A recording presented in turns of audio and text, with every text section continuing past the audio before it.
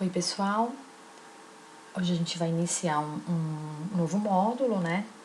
E esse módulo vai estudar, né? Nesse módulo a gente vai estudar a orientação espacial, né? Das moléculas. Como que elas são tridimensionalmente, né? E esse assunto a gente denomina de geometria molecular. Por que a gente estuda a geometria das moléculas, né? Porque a orientação espacial das moléculas é extremamente importante e, de certa forma, explica, né, está relacionada com algumas propriedades físicas, como temperatura de fusão, de ebulição, está relacionada com a reatividade, né, então com algumas propriedades químicas. E a gente, através dessa orientação espacial, dessa geometria molecular, a gente consegue prever algumas propriedades, né? Quando a gente fala de geometria molecular, né, ou seja, qual formato que a molécula vai ter, a gente leva em consideração um modelo que é chamado de modelo de repulsão por pares de elétrons da camada de valência. Algumas pessoas chamam essa sigla, que é em inglês, de VESPER, né? Porque, na verdade, quando as moléculas elas se organizam, né? Quando uma molécula tem a sua forma definida através da organização dos átomos que a compõem, os átomos estão ligados, né? Portanto, eles estão se eles estão ligados quimicamente, as ligações envolvem elétrons, pares de elétrons. Só que quando a gente tem dois ou mais átomos ligados ao átomo central, a gente passa a ter uma repulsão entre os elétrons que cada átomo está compartilhando com o átomo central. Então, um átomo está compartilhando um par de elétron, o outro átomo está compartilhando um par de elétron.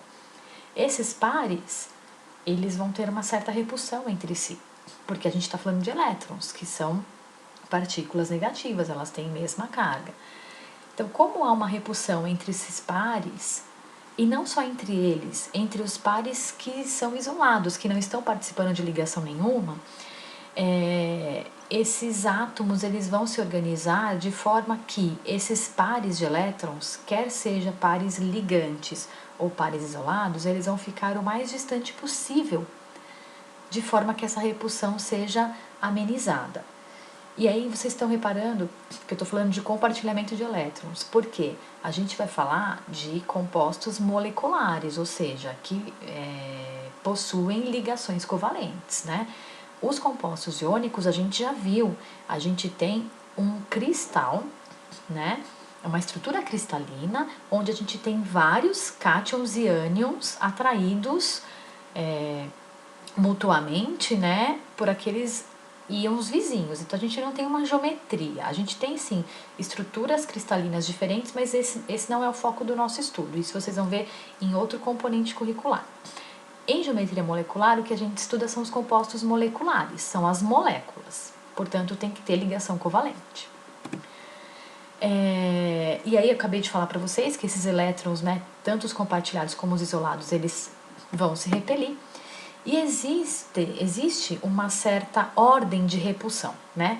Os pares isolados, como eles não estão eles estão sendo atraídos apenas por um núcleo, eles se repelem mais. Então, esse PI quer dizer par isolado. A repulsão entre par isolado e par isolado é maior do que par isolado e par ligante, e essa repulsão é maior do que par ligante e par ligante. Isso é importante para a gente entender o formato das moléculas que a gente vai estudar. E dessa forma, né, as nuvens vão se afastar o máximo possível para amenizar essa repulsão que existe entre elas. Bom, quando a gente vai falar de geometria molecular, se a gente tiver 3 ou mais átomos na molécula, a gente vai se basear na geometria que ocorre em torno do átomo central, né? Então, a gente vai ter um átomo central e a gente vai olhar para as nuvens eletrônicas que estão em volta dele. E aí, apenas para efeito de geometria, apenas nesse caso, a gente vai considerar como uma nuvem eletrônica qualquer uma dessas situações. Então, eu vou considerar que é uma nuvem eletrônica um elétron desemparelhado, ou seja, sozinho, no caso de um radical, por exemplo, ou um par isolado. Eu vou considerar uma nuvem eletrônica uma ligação covalente simples. Eu vou considerar uma nuvem eletrônica uma ligação covalente dupla.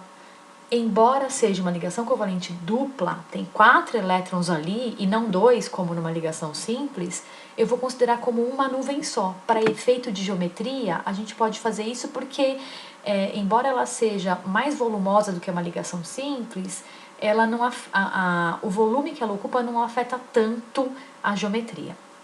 Eu vou considerar uma ligação covalente tripla, como se fosse uma nuvem eletrônica. Então, qualquer um desses casos, a gente considera apenas como uma nuvem eletrônica, tá? E aí aqui eu só vou mostrar uma figura, a gente vai falar sobre cada uma delas, mas eu vou mostrar para vocês as geometrias que a gente conhece, né, que a gente tem. Então aqui, ó, só para vocês entenderem, a bolinha vermelha representa um átomo central e as bolinhas amarelas seriam os ligantes, né? Então aqui a gente tem essa geometria, então, linear, angular, trigonal plana ou trigonal planar, pirâmide trigonal ou piramidal, forma em T, tetraédrica, gangorra, quadrado planar, bipirâmide trigonal, pirâmide de base quadrada, octaédrica. Basicamente são essas geometrias que a gente vai ver. As moléculas, elas costumam ter essas geometrias, né, dependendo do número de nuvens eletrônicas em volta do átomo central. E o importante aqui é vocês, nesse momento, só se familiarizarem com a representação, entender o que é átomo central e o que é átomo ligante, tá? A gente vai falar sobre esses casos mais para frente, mas já percebam que os átomos ligantes, eles ficam o mais distante possível um do outro, de forma a amenizar essa repulsão que existe entre os pares de elétrons, tá? Bom, a gente vai falar no próximo vídeo já sobre esses casos. Por enquanto, eu queria só apresentar para vocês a teoria em torno da geometria molecular e as formas geométricas que a gente tem. Espero que vocês tenham entendido. Um abraço e até mais!